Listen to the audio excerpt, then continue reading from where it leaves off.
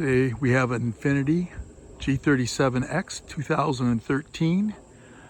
We have a PO code 51 and a PO 150, which is an oxygen sensor, bank 2 sensor 1. We're going to show you where this is located and how to replace it. Now, for any car that you're working on, you got to know the firing order. This is the firing order for Infiniti G37 or 35, 135, which is this side over here, 246. So since there's a PO 50 code and a PO 150, which is telling me bank 2, means we're on the right side, and it's either upstream, which is before the catalytic converter, or downstream, which is after the catalytic converter. So we're going to show you how to replace that. First thing we do is remove these. These are 10 millimeter. I should pull straight up after that.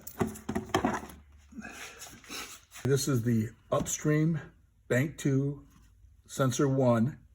And you can see this is the plug-in for it right here.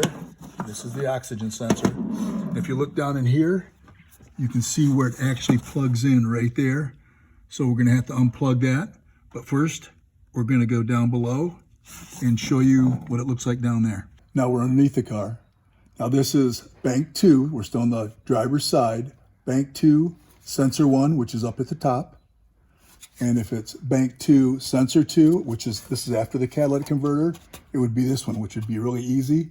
But of course it's the top one, so we're gonna have to get that out of there. Now if it's telling you that it's bank 1, sensor 1, you would be up the top up there, and you have to replace that one. Or if it says bank 1, sensor 2, you'd be after the catalytic converter, and it would be this one right here. The downstream ones are easier. The upstream ones are a little harder on this vehicle, but they're doable. Okay, now it's hard to get your arm up in there, so what I'm gonna do is remove this bottom bracket here. It's got two 15s and two 14s. We sprayed some PB Blaster on it to hopefully they won't snap on us, but that way we'll hopefully be able to get our arm up there and break that loose. We're gonna remove this bracket that's gonna let us get our arm up in there, we're hoping. These three came out early, easy, but this one right here wouldn't come out whatsoever, but we had a rattle under here and we thought it was these shields. I'm almost positive it was this right here. So took a torch to it, we'll fix that when we put it back together. So you pop this out, and now I can get my hand up in here. Hopefully that's the theory, and I will show you what it's gonna look like, but I'm actually gonna do it down here so you can see more. Hopefully it'll be a better explanation for you. This is the tool you're gonna use to take out the oxygen sensor. You can see it's slotted like that. You slide it across there, make sure it's on. Take it off, like you take off anything, and just pop it loose. And the only reason we're showing you down here is because you can see it better. We get up there, it's the same principle. It's just gonna be harder to see it. And then right here, you're gonna unclip it. Same thing, the brown one on top, we're gonna unclip. You unclip this, like that. And there's also one up here that holds that line like that, you gotta undo. If you can see that, push it up like this. And once everything's disconnected like that, then you can just spin it out. Take that socket off, that little socket off, and then just spin this out.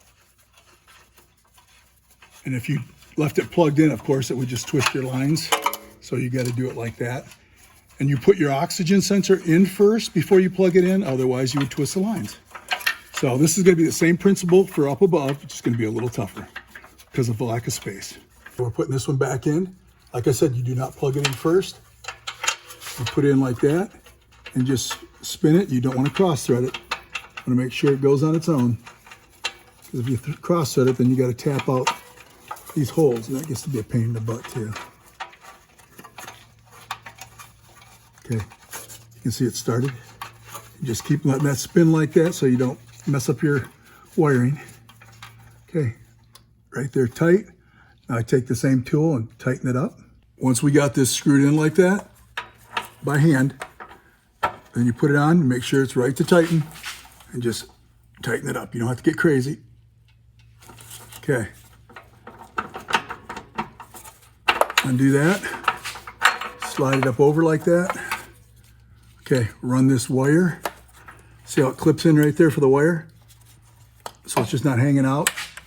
And then just go down here and plug it in, which I believe is just like that. And you'll hear it click. Okay, so the easiest way, remove this bolt, this one, this one, this one. You take the bracket out of the way. Then you can reach your arm up in there.